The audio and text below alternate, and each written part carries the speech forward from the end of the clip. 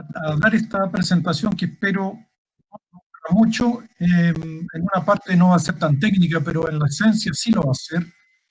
Por supuesto, las preguntas que ustedes tengan, estoy dispuesto a ir a tratar de responderlas. Si hay alguna otra inquietud, encantado, se las puedo responder por correo electrónico, forma privada, si necesitan más información, artículos o alguna otra cosa.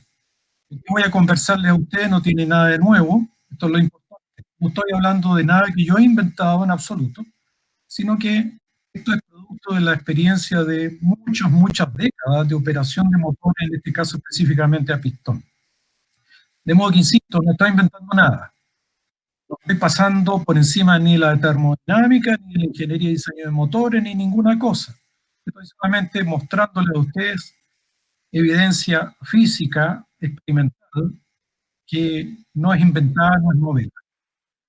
Bueno, para no tomarle más del tiempo, voy a partir con la presentación, a ver si esta cosa quiere partir como se supone. Denme un minutito, que tengo que rescatarla.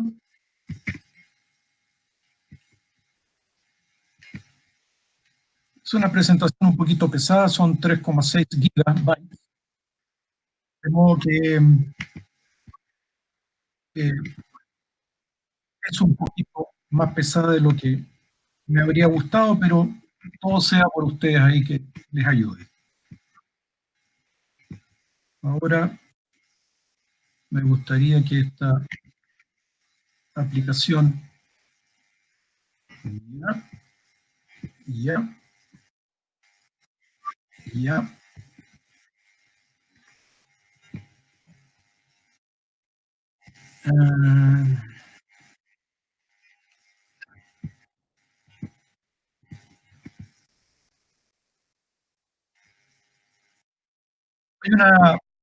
Hay una noticia que yo acabo de recibir a todo esto mientras he hecho andar esto, que es un poquito triste. Aldo Nicola tuvo un accidente fatal hoy día en Rodríguez.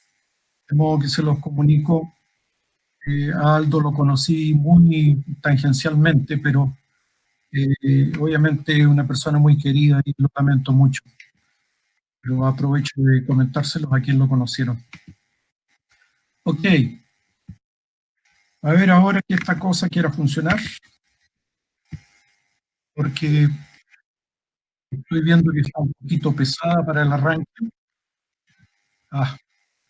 Y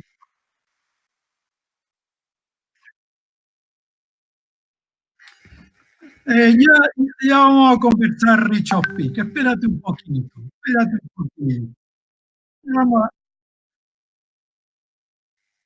Ya vamos a conversar. Espérate un poquito que tarda en cargarse la por lo pesada que es. Y estoy en eso. Denme un minutito más porque se va a demorar algunos minutos en cargar.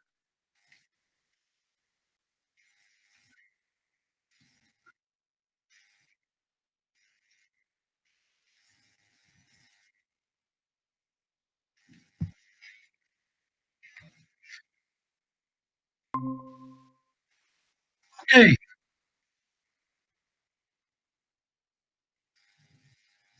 Vamos entonces. ¿Me están viendo? O sea, me refiero a la presentación, no a mí. Bueno, muy bien. Felicitaciones entonces por participar en esto, porque realmente es una experiencia única. Todas las navegaciones han sido únicas. Así que no hay palabras para expresarlo más que vivirlo. Aquí tenemos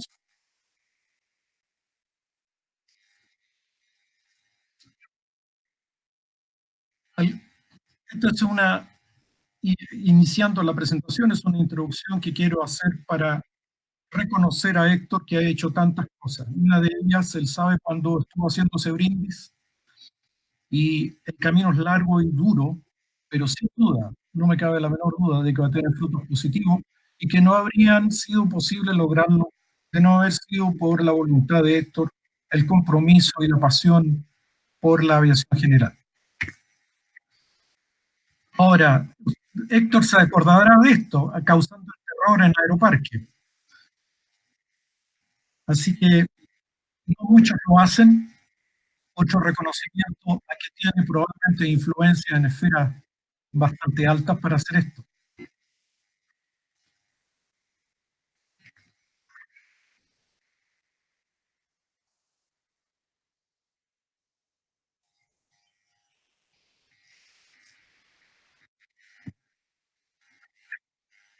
Pequeño recordatorio.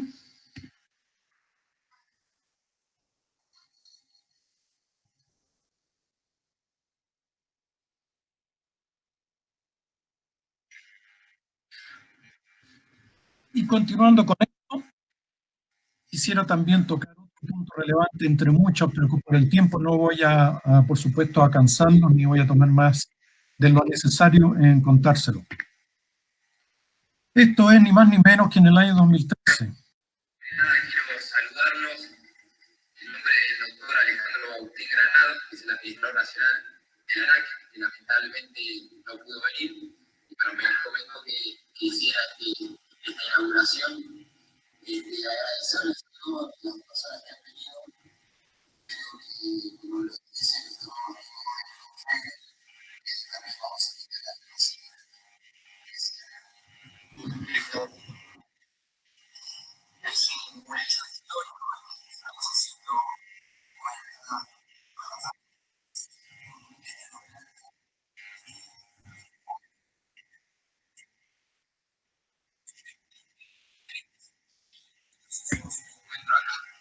a sus padres, no solo prevención, de forma avisada.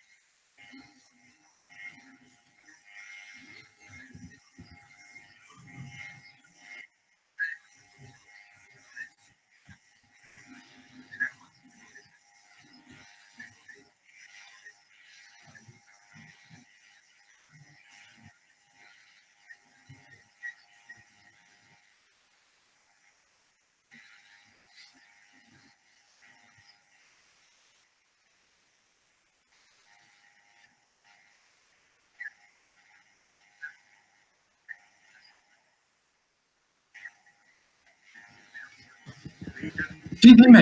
Vamos a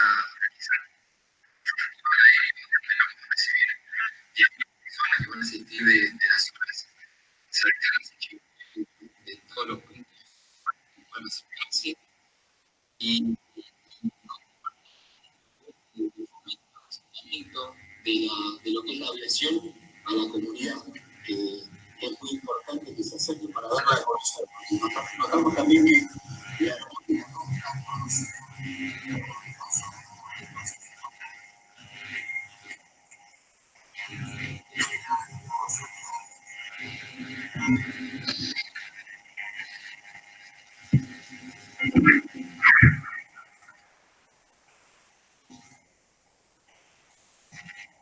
Dime.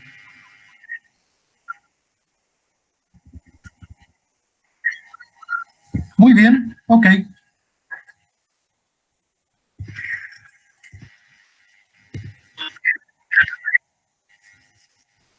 Tenemos aquí entonces el momento en que Héctor hace el primer carguito en el aeropuerto de Calafate.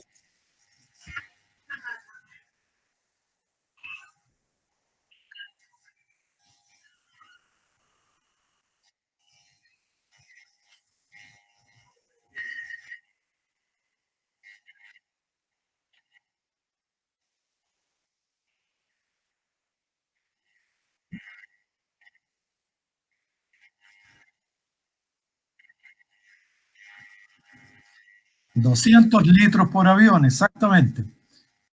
Acá fueron 100, para mí una sorpresa, y la segunda fueron 200, fue doble sorpresa. Bueno, aquí hay una foto de Héctor, de Iguazú, para que se vayan entusiasmando y puedan después ustedes sacar esa foto de ese mismo lugar. Muy bien, continuamos entonces, antes que se queden dormidos, pero por lo menos es un poquito de historia que creo que es realmente importante destacarlo, porque son hechos concretos. La vida no son solamente saltos y brincos y buenas intenciones, sino que son cosas logradas efectivamente. Vamos entonces a conversar ahora directamente en la parte técnica en esta presentación. Vamos a conversar el caso especial de lo que es operar un motor line of peak, lado power del peak del EGT, operación en el lado pobre del pico EGT.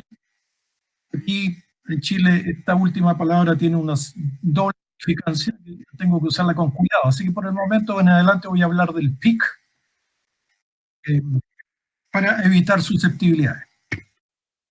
Entonces aquí vemos, si ustedes se dan cuenta, este control, muchos lo usan solamente para arrancar el motor, para detenerlo, pero no lo usan para ninguna otra cosa.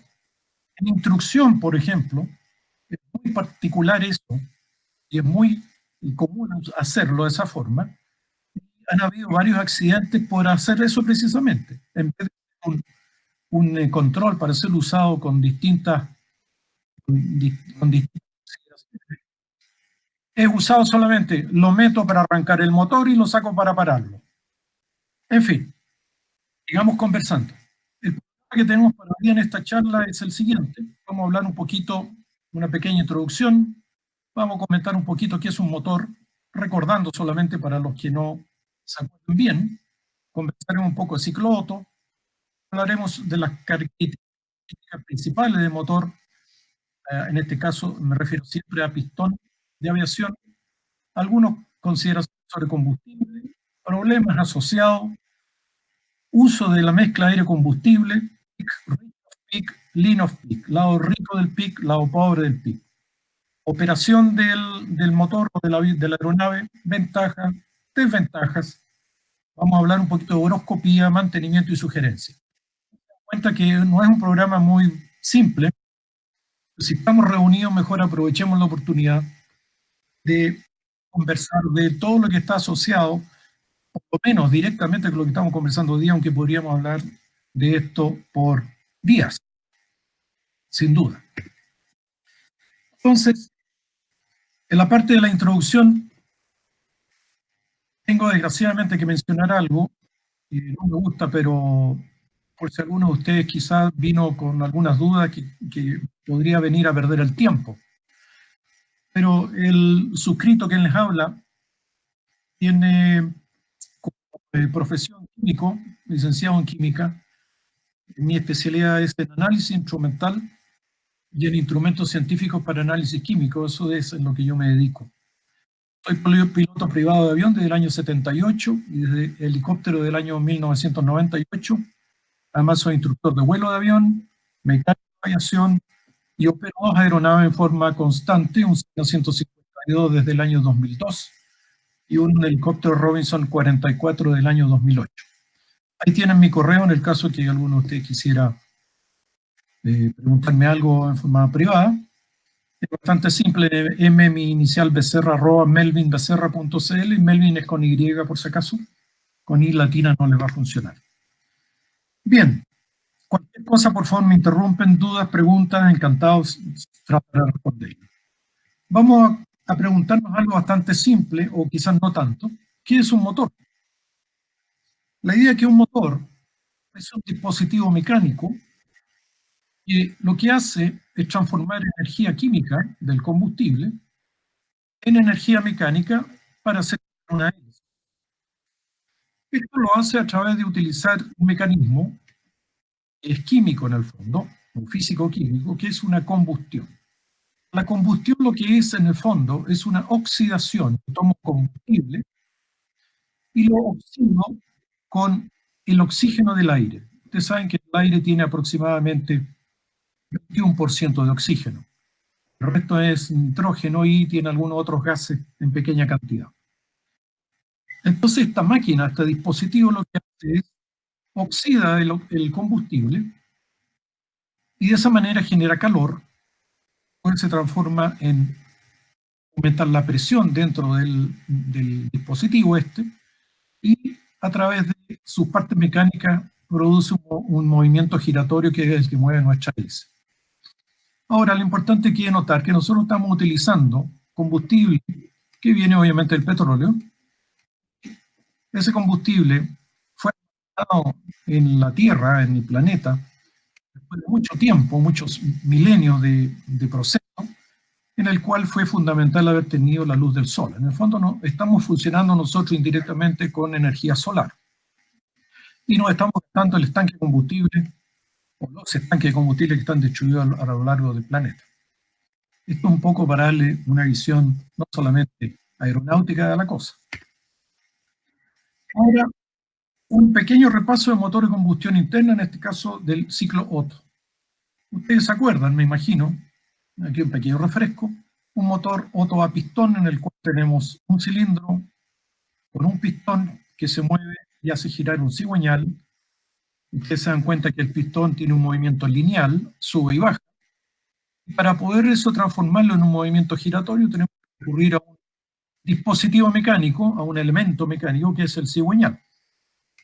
Este cilindro tiene que tener una válvula de admisión, una válvula de succión como está aquí, para admitir, en este caso, el combustible y el aire.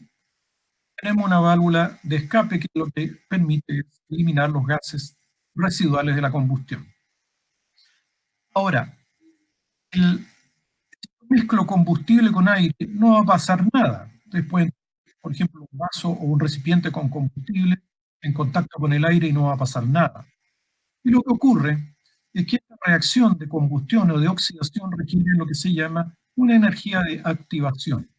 Esa energía de activación la entrega la bujía con un arco eléctrico, genera temperatura muy alta, inicia entonces este proceso de oxidación del combustible.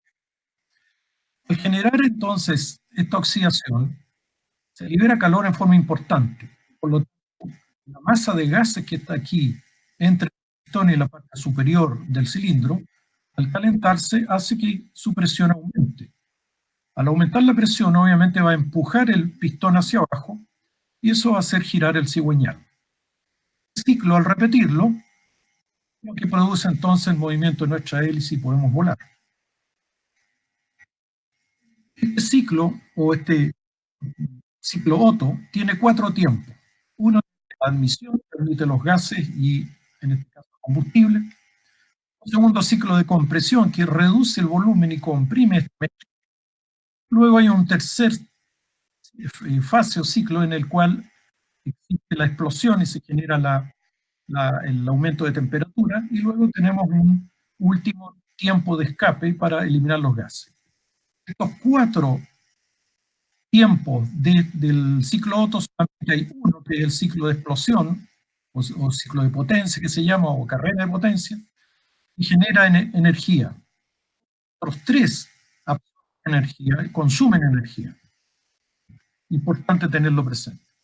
La fase de admisión, sea la admisión que ustedes pueden ver, baja el pistón y por succión, por diferencia de presión, hace ingresar entonces a la cámara de combustión el combustible con el aire. De esa forma entonces, este primer tiempo en el ciclo consume energía porque es necesario efectuar trabajo, emplear trabajo para hacer bajar el pistón y succione la mezcla aire-combustible. La segunda fase se produce es la compresión, en la cual reducimos el volumen de los gases admitidos y este ciclo también consume energía porque es necesario trabajo para comprimir los gases. Una vez que el pistón está casi llegando al punto muerto superior, que se llama, o su parte de mayor recorrido hacia arriba, encendemos la mezcla con la chispa de la bujía. Y damos entonces origen a la tercera fase, o el tercer tiempo, que es la de explosión, en la cual se genera temperatura aquí por la combustión, es una reacción exotérmica, y los gases, al aumentar la presión, empujan el pistón hacia abajo para hacer girar el cigüeñal. De esa manera, entonces, la energía química que estaba almacenada en el combustible la liberamos a través de producir este fenómeno de oxidación. Esto no es tan raro, porque si ustedes se toman la temperatura, como quieran tomársela, van a ver de que tenemos más o menos 36 grados y algo. Y sin embargo, la temperatura ambiente es menos de esa, ¿no es cierto? Nosotros también estamos produciendo un fenómeno de combustión en cada organismo, en el cual nosotros generamos temperatura para mantener los 36 y algo bastante estable por lo demás. Eso, que se den cuenta en la naturaleza, mecanismos de combustión o de oxidación, existen en diferentes formas. Luego tenemos el tiempo de escape, en que se abre ahora la válvula de escape, y el pistón está subiendo para eliminar los gases residuales y prepararse para el nuevo ciclo, para el tiempo del siguiente ciclo, que va a ser nuevamente que se abra la válvula de emisión e ingrese nuevamente la carga, digamos, de aire con combustible. De aquí podemos deducir que un motor de ciclo motor tiene solamente un tiempo de trabajo en que se desarrolla potencia, y esto se produce cada 2 giros. Cada 2 giros yo tengo un ciclo o un tiempo de generación de potencia. Aquí lo tenemos entonces reunidos los 4 del ciclo completo. Como características principales ahora de motor de aviación, nosotros vemos que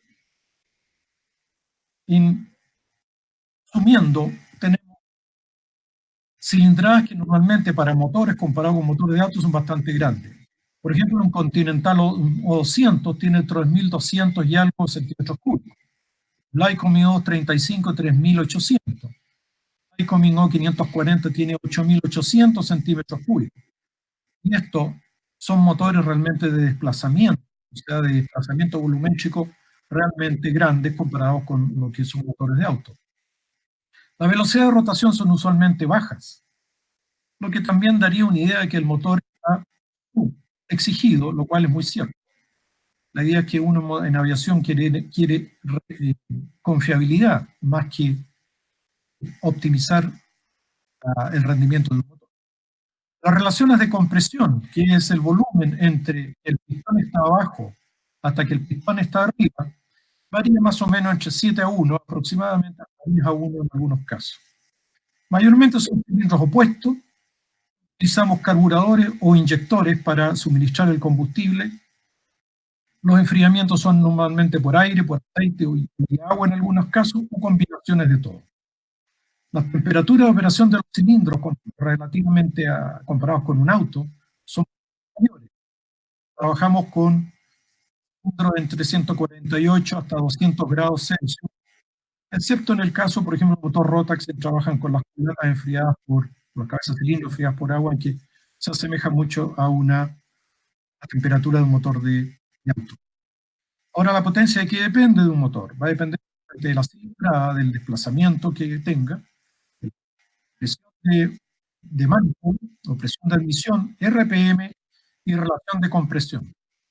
Esas son las principales variables que inciden en la potencia que puede desarrollar un motor.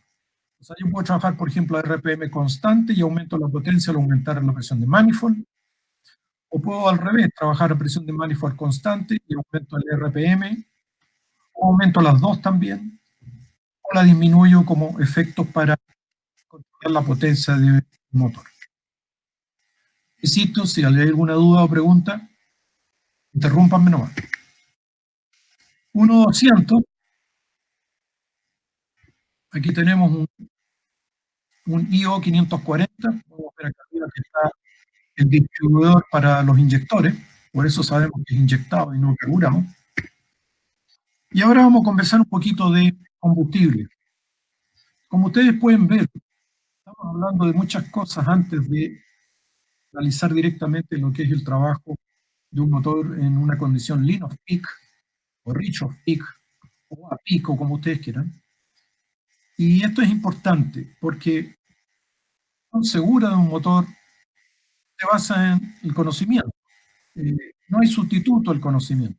Si uno no sabe, puede adoptar una actitud muy conservadora, muchos lo hacen, y aceptar en el fondo la menor eficiencia, o puede estudiar un poquito para saber los límites y no meterse en problemas y aprovechar muchas ventajas como lo vamos a ver un poquito más adelante. Aquí quiero mostrarles lo que es el 100LL, que tiene dos especificaciones de octanaje. Uno es 100 octano y el otro es 130. La diferencia está en que el número 130 es cuando yo trabajo con mezcla rica. El número 100 es cuando con mezcla pobre. La idea es simple. Trabajo con mezcla más pobre, en el motor ingresa menos combustible, ciclo de potencia, y por lo tanto hay menos cantidad de lo que se llama el aditivo antidetonante, que es el que aumenta el octanaje. Lo vamos a ver ahora a continuación en más detalle eso también. Todo esto es copia de la norma STM D910, que todo el mundo se rige por ella para producir combustible de aviación. Combustible, entonces, vamos a hablar específicamente de octanaje, que es lo que más nos afecta en lo que estamos ahora analizando. El octanaje tiene que ver con capacidad antidetonante. Ahora, ¿por qué se llama octanaje? La razón de fondo es una razón bastante química, y es que se tomó arbitrariamente como referencia de que el isooctano es una molécula de un hidrocarburo de 8 octanos, carbonos ramificados, se le asignó octanaje 100, arbitrariamente. Alguien dijo, isooctano, porque se llama el 2,2,3 trimetilpentano, que es su otro nombre. Esta molécula se le asignó, a alguien se le ocurrió, no sé si estaba trasnochado o lo que haya sido, se le ocurrió asignarle octanaje 100. Ahora, la idea es que el octanaje del combustible, ¿qué previene? Previene lo que se llama la ignición descontrolada antes de que la bujía encienda la mezcla, y que produce dos problemas. Uno de ellos es la detonación, y otro problema es la preignición.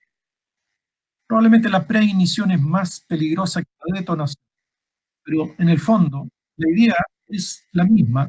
La ignición de la mezcla se produce antes de que la bujía encienda la mezcla. Eso produce tremendas presiones dentro del cilindro, cuando el pistón todavía no ha llegado al punto muerto superior, y puede, si hay detonación o preignición, puede destruir un motor en unos minutos con suerte. ¿De qué entonces ahora depende la exigencia de octanaje del combustible que tenga un motor? Va a depender de la temperatura de operación de la cabeza de cilindro, de la presión de manifold, de la relación de compresión, de turbo o supercargadores y del ajuste del tiempo del encendido. Estas son las variables que tienen la necesidad de octanaje de un motor. Es importante saberla, porque que podemos meternos en algún problema si de repente no sabemos operar bien estas variables cuando estemos operando el motor. Ahora, el combustible, yendo al detalle, agrega un compuesto orgánico o metal orgánico que se llama tetraetilo de plomo. Incidentalmente, tetraetilo de plomo se utiliza en todos los combustibles porque es un aumentador de octanaje simple y barato. Solo de que las sales tienen efectos orgánicos bastante malos, producen rechazo mental, afectan el hígado, entre otras cosas. Y por lo tanto, la razón principal que se eliminó del combustible de automóvil, la idea es hacer el combustible sin plomo, lo cual fue una exigencia de la regulación para poder mantener el octanaje. Sin embargo, en aviación, al tener octanaje 100, 130, no ha podido ser realizado todavía, pese a que se ha invertido bastante ya en este momento. En la FAA en Estados Unidos hay una investigación profunda para poder eliminar el tetraetilo de plomo del NLL y poder de alguna manera entonces eliminar el último emisor de plomo que existe en la naturaleza, o digamos, artificialmente en la naturaleza. Ahora, ¿cuál es el problema del techo de plomo? Que los residuos que se producen cuando se combustiona el tetratilo plomo en el motor dan residuos muy poco volátiles. Uno de los residuos es el óxido de plomo, que tiene 88 grados Celsius de punto de fusión, y otro también que se forma en menor cantidad son por las trazas de azufre que tiene el combustible, que forma sulfato, que tiene 1170 grados Celsius de punto de fusión.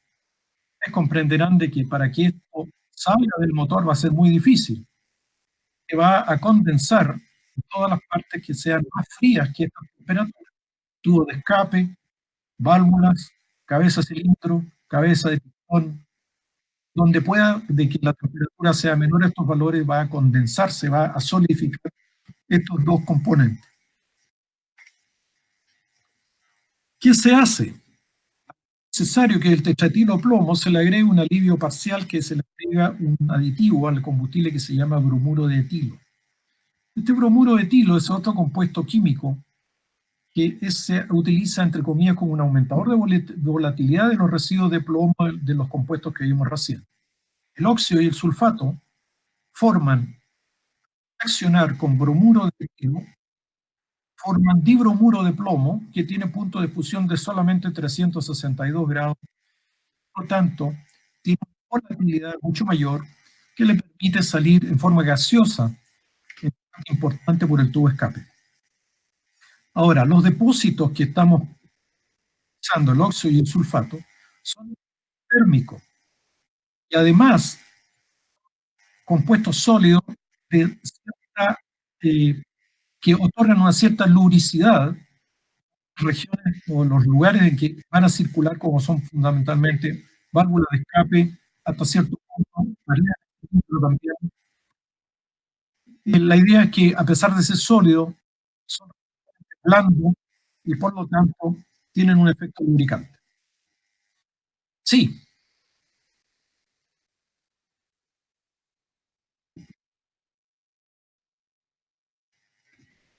¿quieres reiniciarla?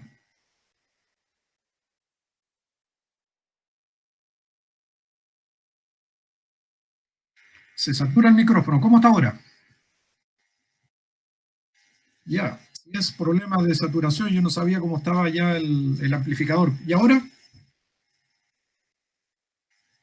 ¿Ahora muy lejos? Ya, quizás tengo yo el micrófono aquí muy sensible. Bueno, algo se perdieron, algo no les quedó claro.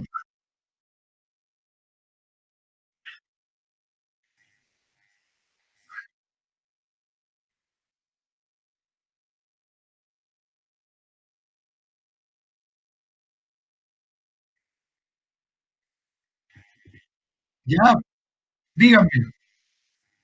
¿Ahí?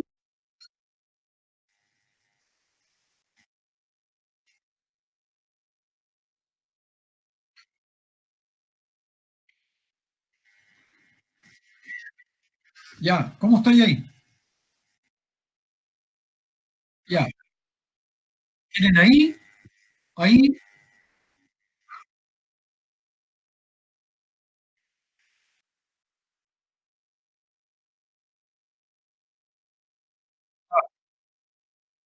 ok, repito entonces. Conversamos en la anterior sobre el problema de aumentar el octanaje, y en este caso para combustible de aviación, como yo les decía, lograr 180 octanos no es fácil. No es simple tener una molécula o un conjunto de moléculas en el combustible que aguanten las exigencias que aquí habíamos conversado para la operación normal del motor. Por lo tanto, la única forma de agregar este aditivo es tetratilo de plomo. Entonces, la idea es que esto es un aumentador de octanaje, esa es la verdad. Pero es un mal necesario porque realmente se ha utilizado esto desde la Segunda Guerra Mundial como método directo, simple, para poder aumentar el octanaje. Y por lo tanto, tener motores más eficientes y de mayor potencia. Lo que les comentaba entonces, que los residuos del tetratilo plomo, al ser combustionado, producen residuos poco, o compuestos poco volátiles como el óxido de plomo, que tiene 888 grados de fusión, o el sulfato de plomo, que se forma con las trazas de azufre de combustible. ¿Me están escuchando bien, no hay problema?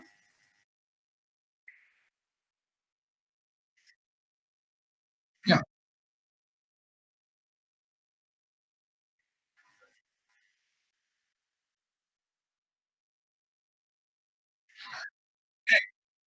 Si no me oyen bien, griten. Entonces, el asunto es que para tratar de a estos problemas de los depósitos de estos compuestos poco volátiles, se utiliza un aditivo adicional, otro aditivo, redundante, adicional, pero otro aditivo, el bromuro de etilo.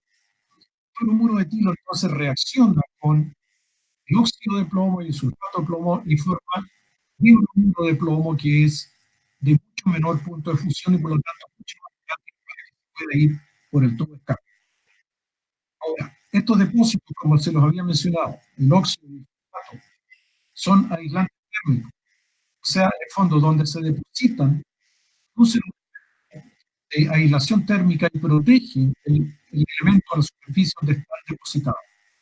A su vez, no son compuestos muy duros desde el punto de vista de, y por lo tanto, tienen un efecto de lubricación en una zona exigida como son las válvulas de escape, fundamentalmente los asientos de las válvulas y las válvulas de las caras de apoyo de las válvulas.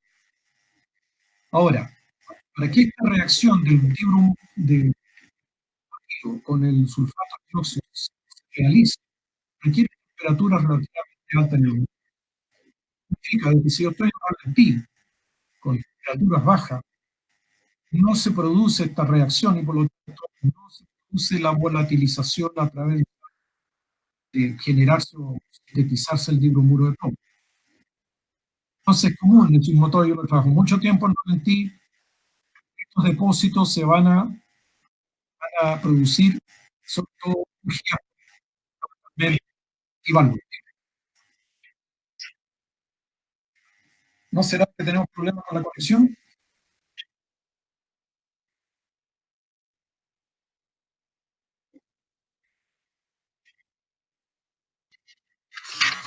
Ya, si quieren. Sacó.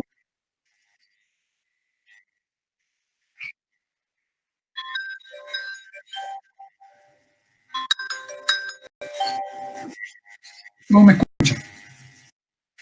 Claro.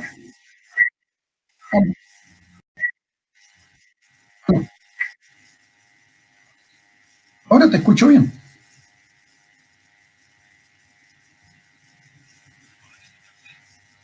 Ya, entonces te transmito por el teléfono.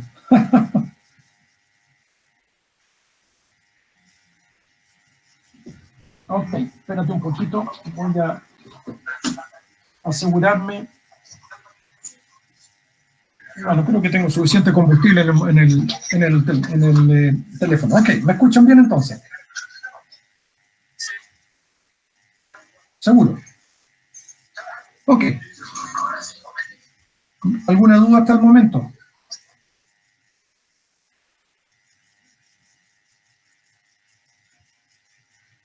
Bueno, prosigo.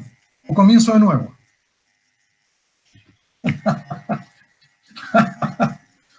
Ya, o voy al final directo. También puede ser. Ya. Ok, mira, sigamos. ¿Qué problemas ahora pueden derivar de utilizar mezcla rica en forma indiscriminada?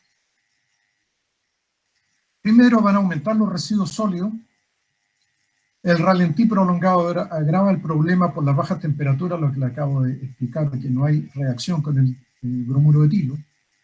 Exceso de depósito en las bujías, sobre todo en las inferiores, en las bujías de abajo, porque los tubos de escape normalmente están por la parte de abajo de los cilindros, por eso la bujía de abajo es la que más sufre con los depósitos. Parte de contaminación con aceite también. Se van a producir exceso de depósito en los vástagos de las válvulas de escape. Luego de eso también tenemos un problema de que el combustible va a diluir el aceite lubricante en las paredes de los cilindros y va a aumentar el desgaste de las paredes al diluir o reducirle la viscosidad del aceite. También contaminamos el aceite con residuos de plomo porque estos residuos se pasan por los anillos y van a parar al final al aceite. Ahora, este aceite contaminado aumenta los residuos nuevamente en las guías de válvula, especialmente en las de escape, y podemos tener agripamiento de válvula. Lo cual no es nada de raro en muchas operaciones. ¿Alguno de ustedes ha tenido alguna vez un problema de válvulas agripadas? Válvulas que se traban, que se quedan abiertas. Ahora, el problema es que si una válvula se queda trabada abierta, pierdes el cilindro. Definitivamente no hay potencia, pierdes un cilindro, y si tienes 4 te quedan 3, la cosa se complica. Bueno, sigamos entonces. Vamos a hablar ahora un poquito de la mezcla aire-combustible, que es la que ingresa al motor cuando se prepara para hacer la compresión y posteriormente la carrera de potencia. La mezcla ideal, esto es lo que se llama una mezcla estequiométrica. La mezcla estequiométrica significa que yo combustiono la totalidad de los hidrocarburos del combustible con el aire que estoy ingresando. O sea, no me sobra aire, no me sobra combustible. Químicamente hablando, aproximadamente 14,7 kilos de aire se necesitan para combustionar 1 kilo de combustible. ¿Me escuchan bien? Ok. Entonces, esto recuérdenlo. Necesitamos 14,7 kilos de aire para 1 kilo de combustible.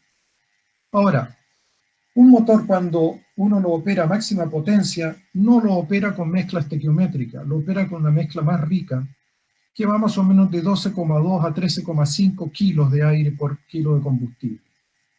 Eso significa que estamos quemando, entre comillas, o estamos ingresando mayor cantidad de combustible por kilo de aire, si ustedes lo quieren ver de esa manera.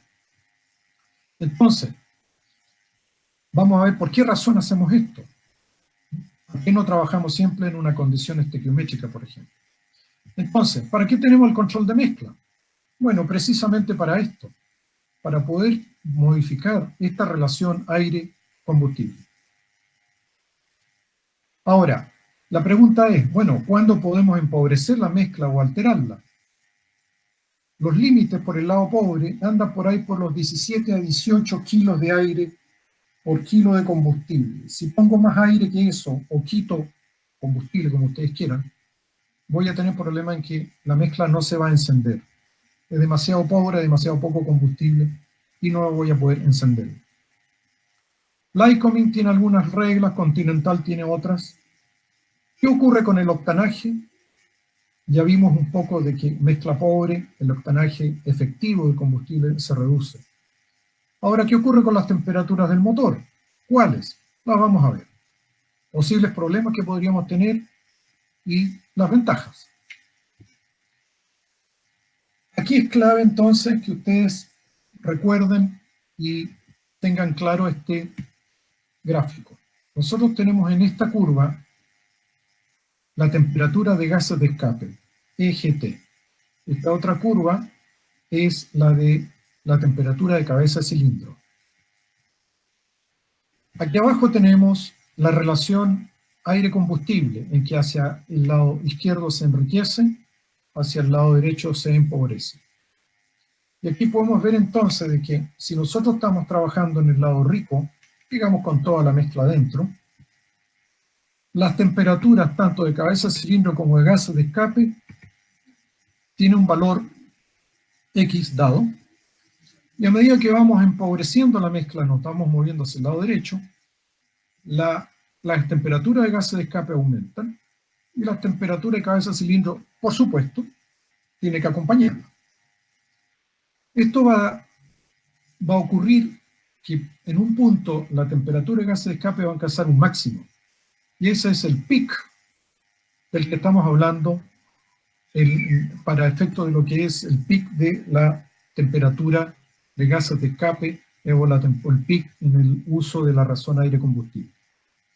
Ahora, si ustedes se dan cuenta, la temperatura de cabeza de cilindro se queda un poco atrás y comienza a disminuir cuando tenemos nosotros el máximo del pic EGT. Ahora, en este punto del pic EGT estamos más o menos en el punto de lo que se llama la mezcla estequiométrica, o sea, más o menos 14,7 kilos de aire por kilo de combustible. Entonces, si ustedes se dan cuenta, hasta este punto todas las temperaturas de EGT aumentan. Sin embargo, CHT ya están empezando a disminuir. Si nosotros ahora seguimos empobreciendo la mezcla, la temperatura de gases de escape comienza a disminuir, como es lógico de esperar, porque si yo estoy ingresando menos combustible, el motor está generando menos calor. Las temperaturas, por lo tanto, dentro de la cámara de combustión tienen que ir disminuyendo. Al generarse menos calor, también la temperatura de cabeza de cilindro tiene que ir disminuyendo. ¿Les queda claro entonces este asunto? Okay. Sigamos entonces. Sabemos entonces que este es el punto estequiométrico, que es el punto en que quemamos totalmente el combustible que está ingresado a la cámara de combustión en determinado momento. Ahora, aquí nosotros vemos una caja roja. Y esta caja roja lo que significa es la zona de mayor estrés del motor. Sorpresa para algunos probablemente. En esta zona, en la cual estamos del lado rico de la mezcla, y estamos trabajando a 75% de potencia, esta es la zona en la cual el motor está mayor, o tiene el mayor estrés porque el parámetro que se llama la presión interna del cilindro es máxima. Y esta es la zona en que el motor desarrolla a su vez también la máxima potencia. Por eso el CHT es máximo. Entonces, el punto está en que esto no es de las zonas buenas para el motor. No conviene usar el motor, operar el motor en esta zona. Luego tenemos una zona que es de color, bueno, aquí yo la veo un poco café claro, que es una zona, diría yo, no tan estresado el motor, en que las temperaturas son más bajas aquí y más bajas acá también. Entonces, la idea es, yo puedo trabajar aquí, con mezcla muy rica, 200 grados por el lado rico del punto máximo, o sea, si aquí tengo un EGT, supongamos 1500, puedo trabajar aquí con el EGT del orden, no sé, 1300. Y tengo el motor más frío, sin duda, con hartos residuos de plomo y gastando combustible en exceso porque estoy ayudando a enfriar el motor con combustible que no se quema. No hay problema, lo puedo hacer. La factura me va a llegar de alguna manera en algún momento. La otra opción que tengo es irme para este otro lado, en que puedo trabajar a temperaturas de EGT menores que el PIC y a temperaturas de CHT también mucho menores que comparativamente cuando estoy en la zona roja. Entonces lo que estamos hablando de trabajar reach of peak o lean of peak es lo que estamos conversando. La necesidad de mayor potencia del motor, o el motor va a desarrollar mayor potencia en esta zona, y es la necesidad de mayor octanaje. Por lo tanto, no me queda otra que trabajar con mezclas bastante ricas. Pero si yo trabajo acá en temperaturas menores, el motor trabaja más frío, las válvulas trabajan más frío, todo trabaja más frío, yo puedo trabajar también entonces con octanaje menor a través de utilizar mezclas más pobres. ¿Más o menos les queda clara la cosa?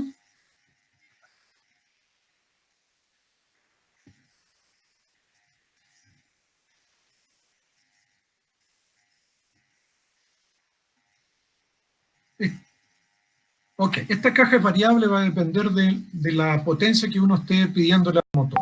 Si uno le está pidiendo, por ejemplo, si está a nivel del mar y le está pidiendo 100% potencia, la caja roja se extiende probablemente hasta la zona beige, se va a extender entre estos límites. Si yo opero el motor bajo 65% aproximadamente de potencia, 65% de potencia, esta caja roja desaparece. Desaparece. Por lo tanto, la condición de máximo estrés del motor desaparece, obviamente, si yo estoy trabajando a potencia reducida. ¿Ok? Seguimos ahora. Vamos a desmenuzar un poco, vamos a mirar un poquito en detalle el gráfico que recién vimos. La región de la caja roja, perdón, es la zona en la cual el ICP o el Internal Cylinder Pressure es máximo. Va a depender, insisto, de la potencia. Si yo trabajo a mayor potencia, la caja roja aumenta. Ahora, aproximadamente, para darles una idea, entre 150 grados reach of peak, entre el peak y el 150 grados reach of peak, a más de 75% de potencia, estoy metido en la caja roja. Entre el peak EGT hasta 150 por el lado rico, estoy metido en la caja roja si estoy trabajando más de 75% de potencia. Eso para darle una idea aprox de la cosa. Seguimos. Sí, por supuesto, dime.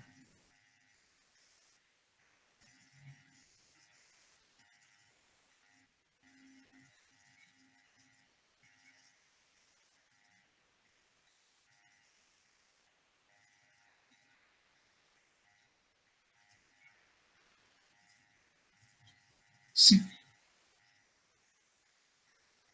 O sea, es una forma de mirarlo, pero la idea es que si yo ajusto determino mi peak EGT, ya busco mi máximo, ¿ok?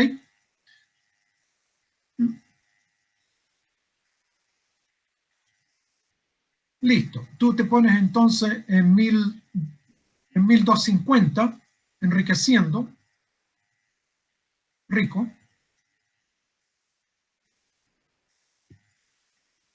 reach of peak, reach of peak. Entonces, en el fondo, agrego más combustible, el cual me ayuda a enfriar el motor en parte porque estoy quemándolo no totalmente. Además, tengo un efecto adicional de enfriamiento por la evaporación de la mezcla al ingresar al cilindro. Y de esa manera, entonces, el EGT disminuye.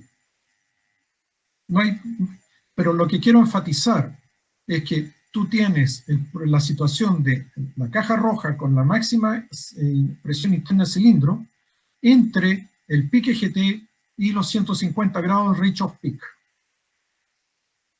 Si estoy trabajando más del 75%. Ahora, otro dato importante. Si yo estoy con toda la mezcla rica, normalmente voy a estar aproximadamente en 225 grados Fahrenheit reach of peak. ¿Estamos? La razón de fondo es que el fabricante del motor se tiene que proteger para la peor condición de que no vaya a haber detonación o preignición. Entonces trabajamos con mezclas realmente ricas para poder tener entonces EGTs menores y CHT menores. Pero la razón de fondo no es que hayan determinado esto de manera arbitraria, sino que se pusieron en el peor de los casos con temperatura ambiente, no sé, de 45 grados, cabeza de cilindro en 500 Fahrenheit, por ejemplo, para Lycoming, y en esa condición entonces le pusieron, mira, vamos a proteger el motor en que vamos a operar a 225 por el lado rico del EGT, del pic del EGT. Ahora, la máxima potencia, esto es otro dato importante, se da en el motor cuando yo estoy más o menos 75 grados Fahrenheit reach of peak. ¿Ok? Esto no es en peak EGT, es por debajo de peak EGT, es a 75 por debajo de peak EGT. En esa condición el motor desarrolla la máxima potencia. Ustedes se pueden dar cuenta que 75 reach of peak está totalmente metido dentro de la caja roja. Totalmente. Ahora, como les mencionaba, si ustedes operan el motor entre 60 y 65% de potencia, la caja roja desaparece. ¿Y eso qué significa? Algo muy importante. Que si no hay caja roja, yo no puedo dañar el motor. De ninguna manera aunque use la mezcla donde se me frunza. O como dice usted, que usted dice como se me ponga, ¿no? Hay por ahí una expresión que usted tiene ahí en Argentina. Y siempre y cuando el CHT esté dentro de los límites, del límite del razonable, ¿no? Siempre entonces el CHT, cabeza cilindro, va a ser nuestro parámetro limitante de hasta dónde podemos operar el motor, sobre todo en el caso de con mezcla pobre, en que no tenemos enfriamiento adicional por el lado mezcla excesivamente rica. Lycoming dice que para máxima vida del motor, mantener los CHT bajo 380, aunque dice que se puede volar hasta 420 grados sin problema, como límite máximo recomendado. Continental dice 360 grados con un máximo de 380 recomendado. Estos está publicado, insisto, hace décadas. Entonces, en resumen, lo que les quiero comentar, si uno entiende este asunto y uno trabaja, por ejemplo, 75 grados Rich Peak, el pobre motor ustedes lo tienen metido totalmente en la caja roja, sobre todo si están trabajándolo a 75% de potencia o más. Por eso en un despegue despegamos con mezcla totalmente rica para tener muy bajo temperatura de EGT y a su vez muy baja temperatura de CHT, relativamente hablando, por supuesto, para protegernos de posible detonación. Entonces, ¿alguna duda hasta el momento? ¿No? Bien. ¿Cuáles son los criterios ahora? ¿Cuáles son los criterios para no meternos en problemas, pero entender bien lo que estamos haciendo y sacar las ventajas que son significativas? Lycoming dice 75% como límite, Continental dice 65%, aunque hay algunos motores continentales de nuevo diseño o relativo nuevo diseño que esto lo subieron a 75%. Si yo opero entonces 75%, 65% en Continental o menos, o sea, hasta, yo puedo operar a peak y GT a cualquier altitud. Cualquier altitud. Esto está publicado, insisto. Ahora, recuerdo, CHT es nuestro limitante. No debemos dejar que nuestro CHT exceda los valores recomendados por el fabricante. Los despegues los hacemos con mezcla rica, a menos que el motor esté errático. Si yo estoy despegando una pista, por ejemplo, a 8.000 pies, no voy a despegar con mezcla rica porque la mezcla va a estar extraordinariamente en exceso de combustible, porque tengo una densidad de aire mucho menor y por lo tanto tengo menos kilos de aire ingresando por ciclo y normalmente lo que hacemos, ajustamos la mezcla máxima RPM. Eso es lo que hacemos si vamos a volar, por ejemplo, a pistas que están altas. Tenemos máxima potencia, pero a 8.000 pies yo ya no voy a tener 75%, apenas, con suerte 75% de potencia, entonces ya no importa porque no hay caja roja tampoco. ¿Se dan cuenta? Ya no voy a poder dañar al motor, digamos. Por eso puedo ajustar a máxima RPM también. Ahora, si yo hago un ascenso y tengo posibilidad de tener mayor potencia que los 75 o 65, uso mezcla rica, por supuesto. Quiero márgenes contra detonación. Esa es mi principal preocupación. Sobre todo además que yo voy a estar ascendiendo a menor velocidad y por lo tanto el motor va a tener un enfriamiento menor. Ahora, si uno está ascendiendo a menor de 75 o 65%, yo trabajo a pique GT. No tengo por qué no hacerlo. Está descrito. Aquí dice operación a pie GT a cualquier altitud, no está diciendo si yo haciendo o desciendo u otra cosa.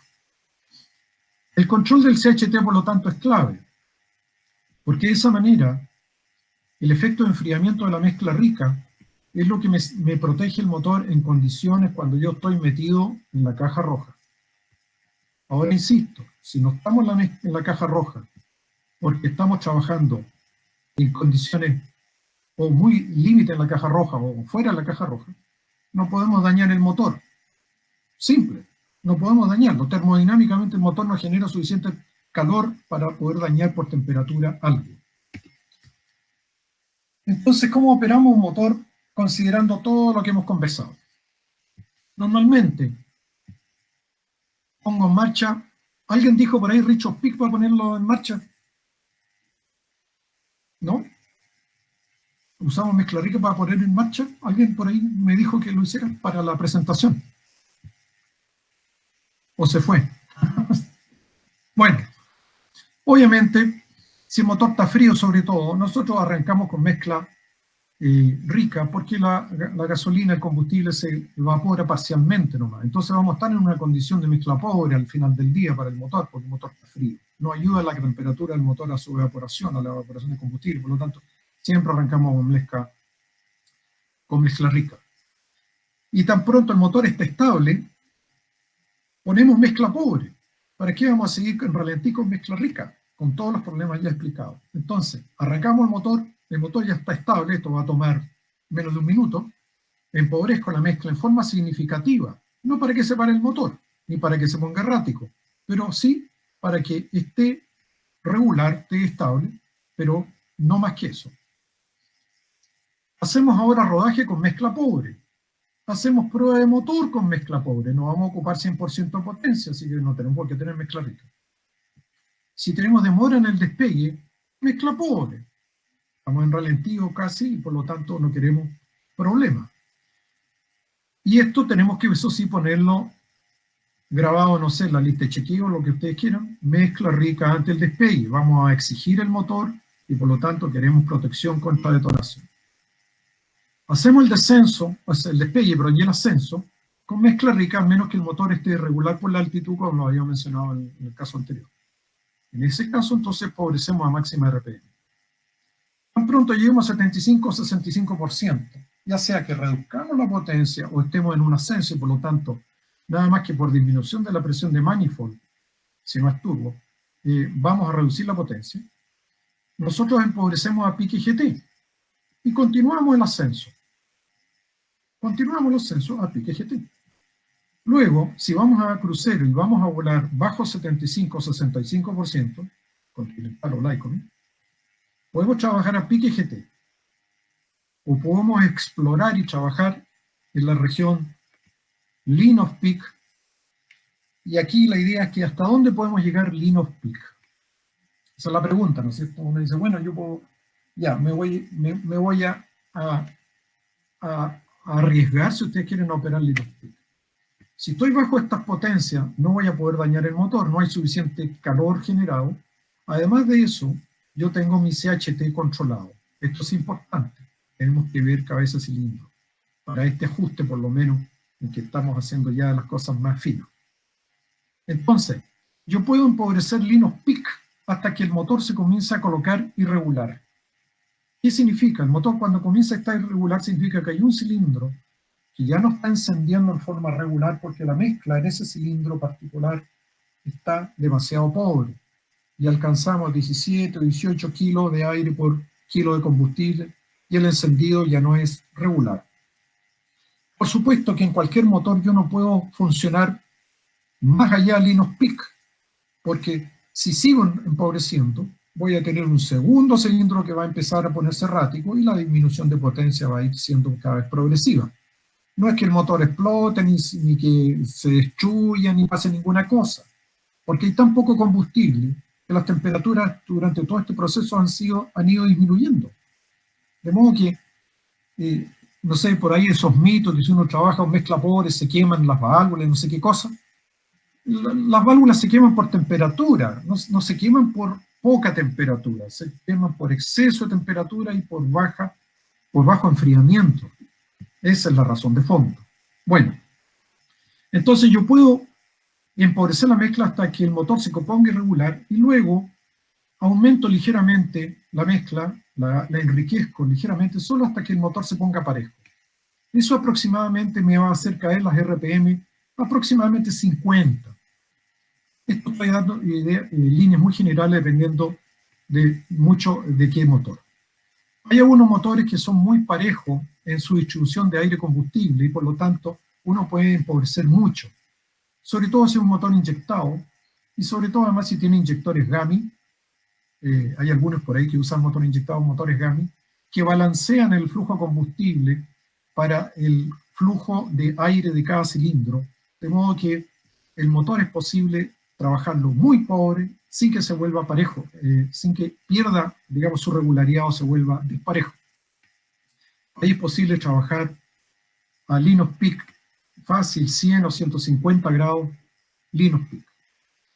Los descensos, hacerlo con mezcla pobre, no tengo por qué hacer un descenso con mezcla rica. Eso es otro cuento raro por ahí.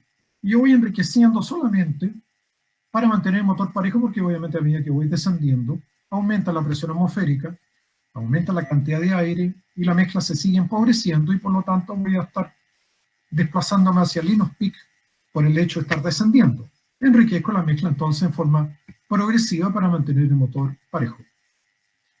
En check de preaterrizaje, previo a tramo con el viento, para no olvidarse, en general los checks de preaterrizaje, cuando hago instrucciones, check de preaterrizaje se hace antes de ingresar al circuito. El circuito, cuando hago tránsito, no es para andar moviendo perillas, ni andar viendo si me acordé o no encender las luces, qué sé yo. El check de preaterrizaje es una cosa que hay que dejarla terminada como condición previa antes de ingresar a un tránsito. Entonces, ahí nosotros ponemos mezcla rica, porque tenemos que prepararnos porque si tenemos que rehusar. Posterior al aterrizaje, mezcla pobre hasta cortar el motor. Apenas yo aterrice, mezcla pobre, con decisión, para evitar residuos, porque las temperaturas van a bajar mucho. Estamos claros más o menos, esto es una parte bastante densa, pero tiene mucho de lo que hemos conversado como concepto y, por lo tanto, dime.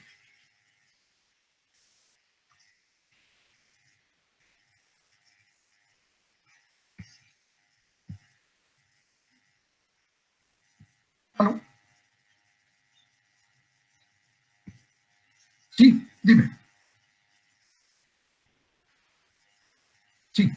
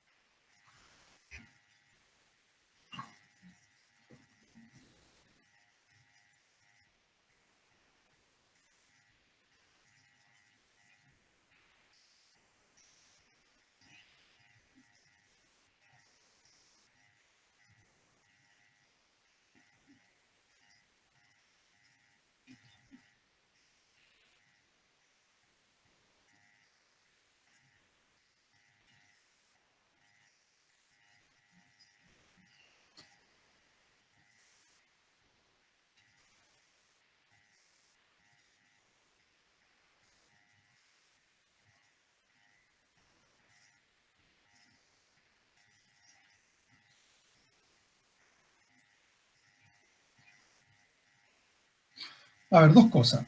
La caída de magneto no es efectivo que sea dramática con mezcla pobre. Ahora, mezcla pobre, insisto, el motor tiene que estar parejo.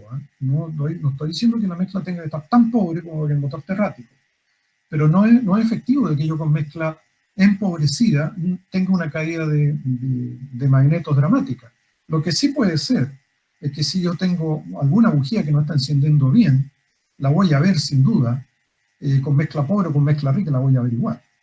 Eso por una parte. Por otra parte, CHT, sin duda que es un parámetro que lo he mencionado varias veces, que es crítico para evitar acercarse a una situación en que excedamos los límites del fabricante.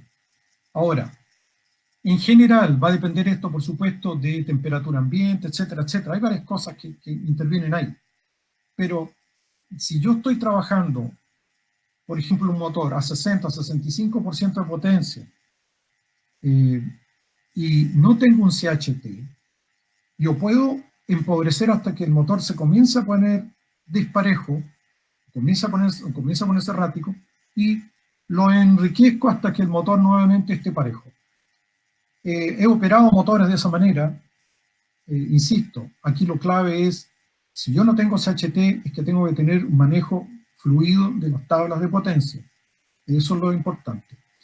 Y no solo sin ningún problema, sino que, por ejemplo, Sedna 152, como el que tengo, lo puedes operar entre 15 a 17 litros por hora, a 65% de potencia y el motor frío. insisto, sin tener un CHT necesariamente. Eso es lo que te puedo comentar. Ahora, por supuesto, el otro comentario es que mientras más instrumentación uno tenga, me refiero, si uno tuviera CHT de todos los cilindros, IGT de todos los cilindros, sin duda que es una práctica que te va a ayudar en muchas condiciones. Yo lo recomiendo sin lugar a dudas. Pero no es, disculpa, pero no es condición mandatoria para lo que estamos conversando. Dime. Sí.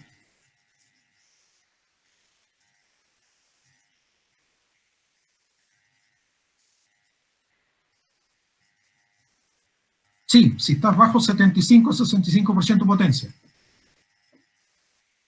Efectivamente. ¿No me escuchan? ¿Me escuchan? ¿Aló?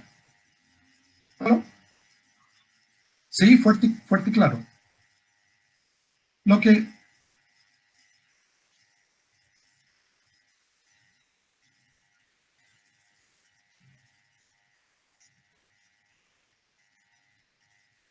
Sí, sí.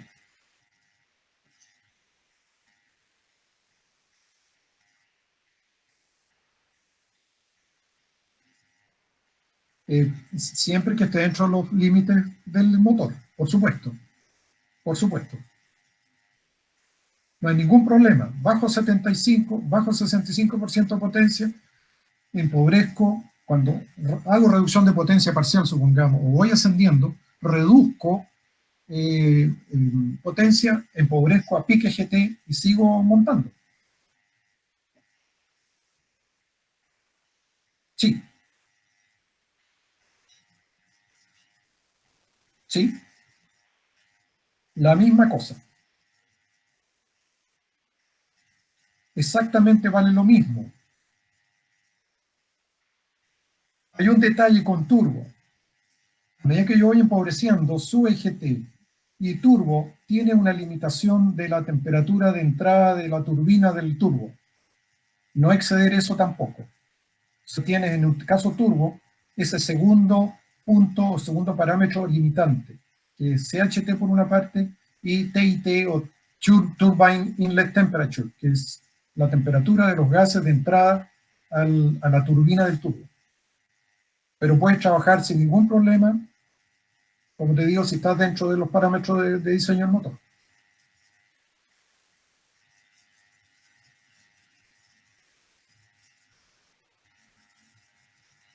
Ahora, hay una cosa importante en esto que se las quiero comentar. En EGT. Esto es importante porque no aparece en ninguna parte y nadie lo comenta. Esto es termodinámica, pero es importante que entenderlo. Nosotros tenemos de que el sensor del EGT solamente ve los gases cuando el pistón está en la carrera de escape, ¿no es cierto? Solamente en la carrera de escape salen gases calientes hacia el sensor de temperatura, hacia la termocupla. Eso significa que durante todos los otros 3 fases del ciclo Otto, la termocupla de gases de escape del cilindro no está viendo gases, no hay gases circulando. Por lo tanto, el IGT no es una temperatura real, no es una temperatura real, es una temperatura promedio solamente. Sin embargo, el TIT, como la turbina del turbo está recibiendo gases, no digamos en forma continua, pero casi continua, dado que están todos los cilindros entregando gases de escape al turbo, la temperatura del turbo sí se acerca mucho a la temperatura real. ¿Me explico? Entonces, por esa razón, al volar con motor turbo, ojo con no exceder el TIT, porque si no pueden dañar el turbo. Los materiales de la turbina del turbo pueden sufrir si excedo, no son 1650 Fahrenheit o 1750 dependiendo del fabricante. Ok. Seguimos. Antes que se aburran, ¿no están durmiendo ya? ¿Están durmiendo? Dime.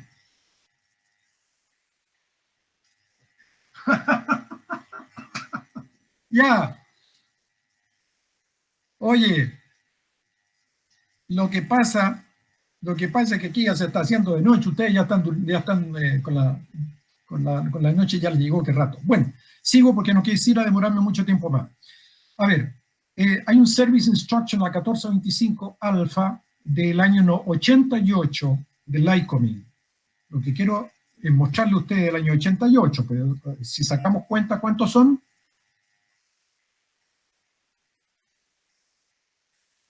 Ya. 31 años atrás, la ICOMIN dijo: la experiencia en el campo muestra de que la contaminación del aceite aumenta la posibilidad de válvulas pegadas o que se traban.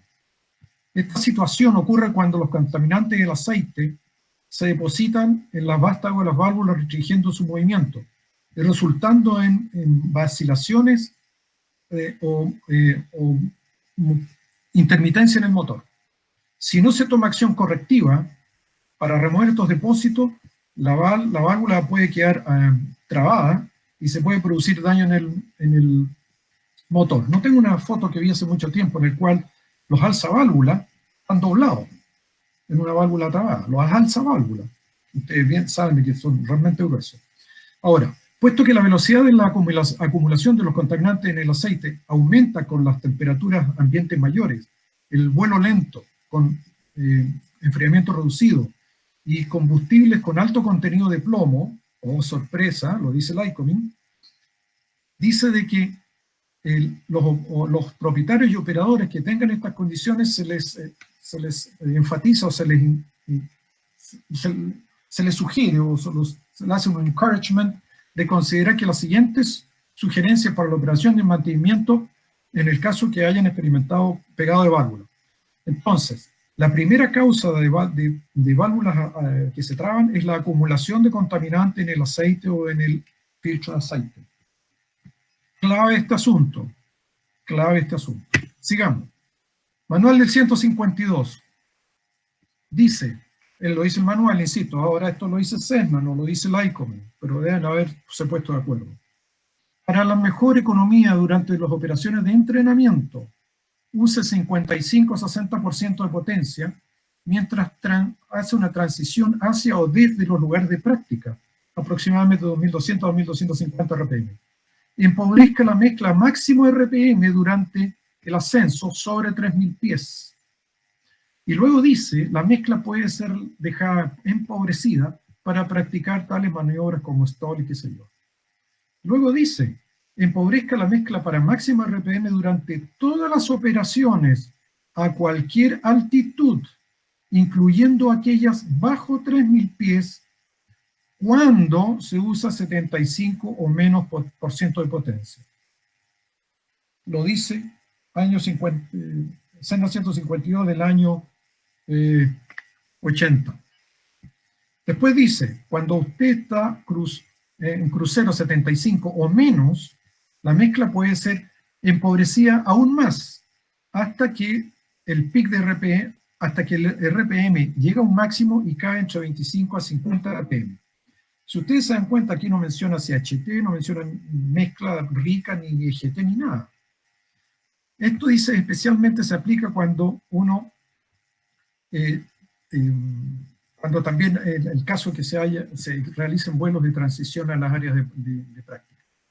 Bueno, insisto, aquí se protege SESNA usando 55 a 60% de potencia, se dan cuenta, pero en general hablan de que uno puede trabajar a peak RPM, que eso es muy cercano a peak EGT, con 75% o menos de potencia. Aquí tienen las tablas de potencia del 152. Y, oh sorpresa, por ciento de potencia, ¿dónde dice aquí más de 75? Aquí una vez, aquí otra vez, y nada más. Cuando la temperatura es 20 grados bajo el estándar. Supongamos la temperatura está en una atmósfera estándar. Podemos tener aquí, que es con todo el acelerador abierto. Pero en cualquier condición de menor de 2400 RPM, a baja altitud, o en este otro caso, a mayor altitud, menor de 2500, yo no puedo dañar el motor porque trabaja a menos 75% de potencia y puedo enriquecer o sea, empobrecer la mezcla trabajando Linux Peak sin problema. Esto no está solo en este manual. Yo lo he hecho por más de 1000 horas. De modo que, insisto, no es novela lo que le estoy contando. Ventajas ahora de trabajar Linux Peak, o llamemos mezcla pobre. Reducción de depósito en bujía y válvulas de escape. Menor contaminación del aceite por lo que habíamos conversado. Temperatura de operación más baja, sorpresa para algunos. Temperatura de cabeza de cilindro y temperatura de cabezas de escape son más bajos que trabajando, digamos, a peak o ligeramente por el lado rico del peak. Mayor eficiencia en millas náuticas por galón o por litro, como quieran. Mayor autonomía, por supuesto. Y menor costo de operación por hora, que lo pongo al final, porque no estamos hablando de que esto sea la principal razón de trabajar Linux Peak, sino que son estas otras. Estas bujías tienen 85 horas, sin haber sido más que sacadas. Incluso son bujías bastante usadas, ustedes pueden ver que los electrodos ya están ovalados. Dense cuenta, aquí estas bujías tienen 85 horas. ¿Cuáles son los depósitos que hay aquí de plomo? Nada, ¿no es cierto? Prácticamente nada. Desventajas ahora. Esto quizás es el capítulo o el tópico más importante. Si la operación del control de mezcla y las temperaturas están dentro de los límites de diseño, ninguna desventaja. Muy recomendable, además, operar con analizador de motor para ver en forma continua los valores CHT y GT, al menos tener un CHT, para no trabajar tan a ciegas. Al operar bajo 75 o 65%, depende del motor, la fabricación, hay una reducción de velocidad correspondiente. Obviamente, porque voy a estar trabajando con menos generación de calor en el motor y por lo tanto va a desarrollar algo menos de potencia. Sin embargo, ojo con esto, que es clave. Existe una relación cúbica entre la potencia y la velocidad. Significa que si yo quiero duplicar la potencia de mi aeronave, yo tengo que aumentar la potencia 8 veces. Sin embargo, si yo quiero reducir la velocidad, supongamos en un 5%, aceptemos que queremos transar en reducción de potencia 5%, este 5% es al cubo la reducción de potencia. Por lo tanto, el consumo de combustible. Entonces, con un pequeño sacrificio en velocidad, yo reduzco la potencia de forma significativa. Entonces, la cosa está aquí. Si yo puedo trabajar mi motor dentro de sus límites de temperatura, sobre todo CHT, y puedo también, en lo posible, tener, por ejemplo, inyectores GAMI o qué sé yo, o tener más instrumentación, el trabajo del motor lo alivio mucho, y por otro lado tengo muchos menores problemas de mantenimiento, y tengo la ventaja de poder utilizar esta relación cúbica de la potencia con la velocidad. Ahora ustedes me van a decir, sí, muy bonito, pero veamos la práctica. No, insisto, no es novela.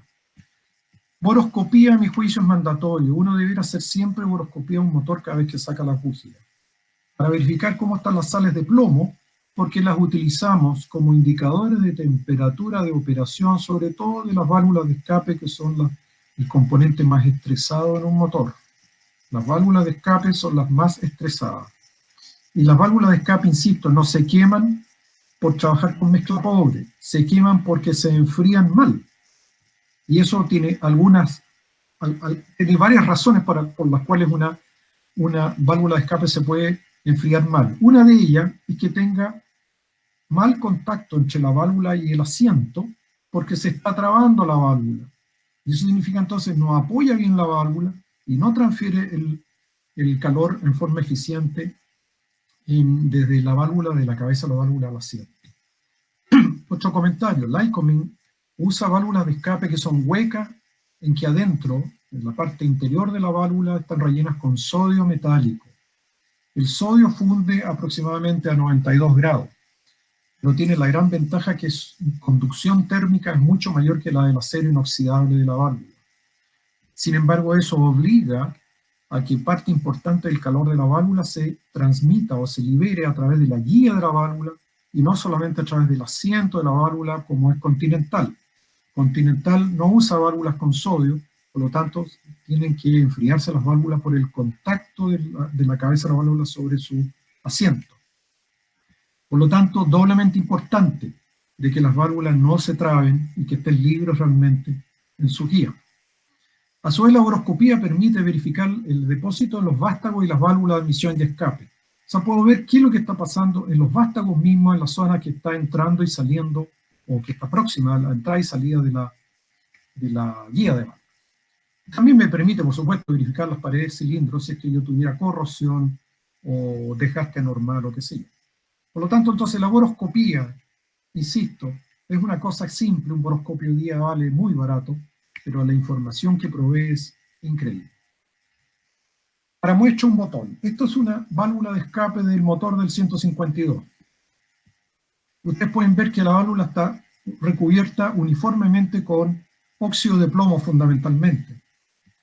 Y el óxido de plomo no se ha ido porque la temperatura de la válvula de trabajo es muy baja. Válvula de escape, insisto. Aquí tenemos otra mirada. Ahí pueden ver la válvula, ¿ven? Ahí se alcanza a ver el vástago. Y la válvula también está uniformemente recubierta con óxido de plomo. El óxido de plomo es mi indicador de temperatura, por lo tanto. Me indica cuál es la temperatura de la cabeza de la válvula. Aquí tienen otra más. Estas son distintas válvulas de los 4 cilindros. Aquí tienen otra visión. Pueden ver que la válvula está incluso, entre comillas, está con exceso de óxido de plomo, porque la válvula trabaja muy fría. Lean off peak. Aquí pueden ver el borde de donde está el asiento de la válvula. Entonces, ¿dónde está la alta temperatura de la válvula? No la veo yo por ninguna parte, porque si no ya se habría ido el óxido de plomo. Esta es una válvula de un motor que trabaja de helicóptero a todo esto, que trabaja caliente, pero que también está con sus temperaturas normales. El óxido de plomo se ha ido, porque este motor obviamente no lo trabajan a 60%, probablemente lo están trabajando a 75%, quizás 80%. Este color rojizo es óxido de plomo, que es de color rojo precisamente, en dos versiones, porque hay óxido de plomo que tiene dos versiones, digamos, dos tipos. Y en este caso es el de mayor punto de fusión, que por lo tanto permanece sobre la válvula. Lo importante es observar el borde de la válvula y ustedes se dan cuenta que tiene un color uniforme y que se ve con un poco más café, ¿no es cierto? Porque esta es una zona más fría de la válvula al estar en contacto con el asiento. Y por lo tanto aquí se puede ver todavía un poco de óxido de plomo y probablemente bromuro de plomo, un poco de sulfato, que es de color no rojo sino café. Queremos ver algo catastrófico. Aquí vemos una válvula de escape en la cual se fundió y perdió parte de esta zona. Entonces pueden ver ustedes que ya aquí desapareció toda la parte blanca. Aquí ya empezó a verse el metal. Y aquí está francamente el mismo metal de la válvula que se fue. Sencillamente se tendió y se fue por la válvula de escape. Debido a que la válvula no estaba siendo enfriada y empezó aquí la zona de mayor temperatura que fue avanzando hacia la válvula. Eso es lo que pasa entonces cuando la válvula se enfría. También se puede ver estos problemas de que la carga de la válvula se factura. Nuevamente. Ustedes conocen esta installation, motor Wright R3350 turbo compuesto. Tenía turbo y además turbinas recuperadoras de potencia que sacaban parte de gas de escape, después pasados por el turbo compresor. Y esas turbinas recuperadoras de potencia que hacían con la ventilador de flujo conectar potencia residual oxidada. Todos esos motores trabajaban en los PIC. Estamos hablando de años 50 con agua. Resumiendo, mantenimiento anual cada 100 horas. Eso es lo que digo en Chile, anual o 100. De hecho, las 100 horas ya no son anual, no hay bueno, siempre y cuando el vuelo vuelva. Cambio aceite cada 25 horas. Esto quizás para más de día sea un poquito novedad. Yo cambio cada 25 horas y listo cada 50. De esa manera quiero que todos los residuos, todas las cosas se vayan rápido. Que no el aceite contaminado circulando, reteniéndose en la guía de la válvula. Y empieza a bujía según el estado de dependencia de tipo motor. Verificar cada 100 horas. Esto es importante. Si yo tengo un magneto atrasado, y que está disparando atrasado, las temperaturas de escape suben, porque la combustión es incompleta cuando el escape se abre, todavía la combustión está terminando y por lo tanto los gases de escape se queman a la salida. Esto sube el GT y no es bueno para la válvula de escape. La inspección de movimientos cada calentadores es importante. Los movimientos tan estresados a baja caliente es bueno, es recomendable que la calentación. Cada semana una vez al año inspección de ajuste. Monoscopía cada vez que la válvula gira la saque. Inspección de cilindro, volumen de escape y ver los depósitos para ver la temperatura del trabajo. Lycoming, es bueno aplicar el 388 sin bulletin cada 400 horas que hace verificar el juego de límite de la válvula de escape. Es bueno usar aceite multigrado sobre todo en invierno porque lubrica mucho más rápido que un aceite monogrado. Hay muchos que hablan de artículos y dicen escrito libre. Lo que es claro que físico-químicamente un aceite multigrado es menos viscoso, por lo tanto fluye más rápido y si no está frío, la lubricación va a llegar a ver donde tiene que ir. Yo utilizo también aditivo anticorrosión certificado que hace Macanga, que tiene 5 anticorrosivos y 6 antifriccionantes para proteger el motor sobre se usa poco. No más corrosión del motor, que principalmente la causa de que el motor no llegue a cumplir TDO. Análisis de tasa metálica de aceite sin solar mandatorio es muy buena información que adelanta problemas, adelantaría el control. Sugerencia entonces, control de mezcla, agregar la forma activa como un ajuste en la operación del motor. Operar bajo 75-65%, uso de tablas de latencia muy importante. Linux peak, controlando CH y que el motor lo esté tranquilo. Evitar descensos prolongados sin potencia, y todo eso, problemas de baja temperatura del residuo, enfriamiento rápido, también para causar los mismos partes de contracciones rápidas. El aluminio se dilata mucho más rápido que el fierro y por lo tanto el enfriamiento brusco, cabezas cilindro puede utilizarse. Limitar los toques de despegue. Una vez leí un artículo por los vuelos de Estados Unidos tenían cilindro utilizado y culata utilizada, cabeza cilindro utilizada, y al final dijeron, bueno, vamos a limitar los toques de despegue y el problema desapareció. Hay una causa ahí, efecto. Terminando la presentación, no se desesperen. Un caso más extremo, lo estoy poniendo en Senda 152. Senda 152 en Chile, motor Continental TSI 520 Romeo, a 18.500 pies, 65% potencia, 11,4 galones por hora.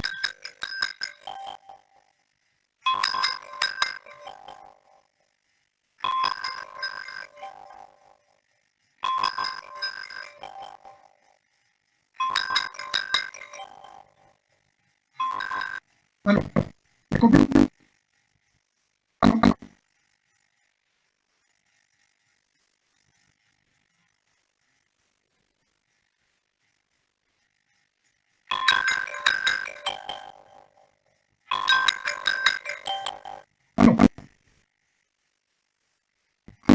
Sí. Ok. Quedamos en esta lámina, en esta diapositiva. Muy bien. Denme 5 minutos y terminamos. Caso Senda Centurión Turbo, Continental 520 Romeo, a 18.500 pesos, 65% potencia, 11,4 galones por hora. ¿Alguien tiene por ahí de un Centurión más o menos parecido? ¿Le parece volar 11,4 galones por hora, 43 litros por hora? Velocidad aérea verdadera 166 nudos, con velocidad terrestre 194.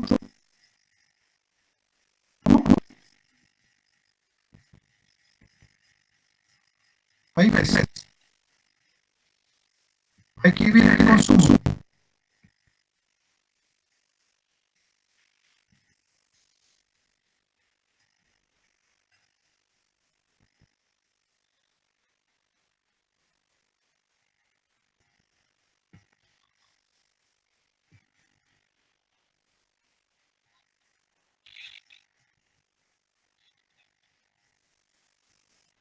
Bueno, ahora, disculpen, otra cosa. Vean ustedes los EGT. El EGT más alto es 1438 TIT es 1492. La máxima temperatura de cabeza de cilindro es 355. ¿Alguien me puede decir cómo un motor se puede dañar al operar de esta manera? ¿Alguien me puede explicar cuál sería la causa de que este motor vaya a sufrir algún daño cuando está trabajando con cabeza de cilindro tan fría? Y GT, bueno, GT 5 son las referencias más. Y estamos trabajando a 11,4 galones por hora. Seguimos. No me creen. Aquí está el ground speed. Aquí está el true speed de 166. Y aquí están los 18.500 pies. Ahora, alguien podría decir, estos son 18.500 pies. Negativo, el problema está en que si yo trabajo a 65% de potencia, y ojo con este concepto, si yo trabajo a 65% de potencia, yo estoy trabajando con este flujo de combustible independiente de la latitud. Independiente de la latitud, porque yo estoy generando la potencia a través de combustionar este flujo de combustible. Y ustedes se dan cuenta que aquí el motor no sabe que está a 18.500. El motor dice que está a 24,6 pulgadas de mercurio. Ese es el mínimo. O sea, ya podría estar volando a 5.000 pies de redondeamiento. El motor que no es turbo, 65% de potencia consumiendo este flujo. Bueno, después de la otra pantalla ya. Ahora, para la misma avión, volando a 60% de potencia, 1497 el mayor GT y 1493 el TIT, 365 el mayor de cabeza de cilindro, 9,9 galones por hora. ¿Alguien ha volado sin problema 9,9 galones por hora?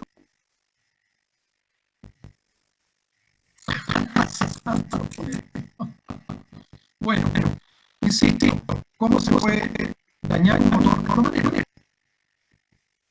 Resumiendo, este turbo se avión tenía autonomía original de 6 horas más 45 minutos de reserva por 120 galones. Tiene tanques auxiliares a la punta de agua. Operando en Pino Peak, la autonomía ahora subió a 10 horas, con más de 1 hora de reserva. Costo de la modificación de la operación, cero. No hubo que instalarle nada, no hubo que modificarle nada, excepto operar el motor mucho mejor. Las temperaturas de operación CHTG son más bajas que en la operación original, cuando la autonomía era 10 horas. Estos son datos duros, insisto, no es invento.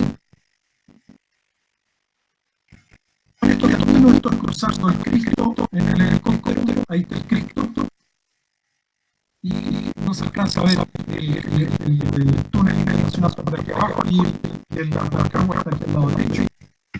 No se alcanza a ver el túnel, por eso son 15.300 pies más. Bueno, muchas gracias por su paciencia, espero no haberles alterado la rutina con el almuerzo, con el...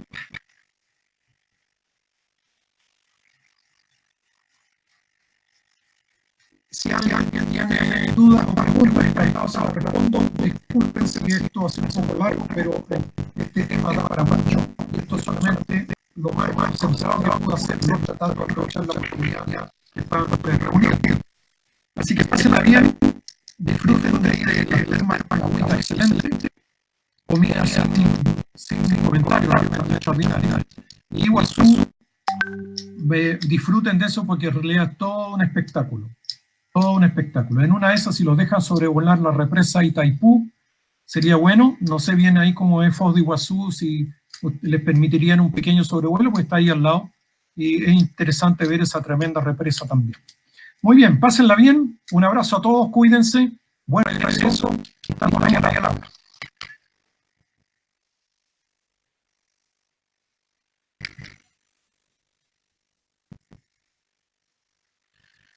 Bien, pásenla bien. Chau.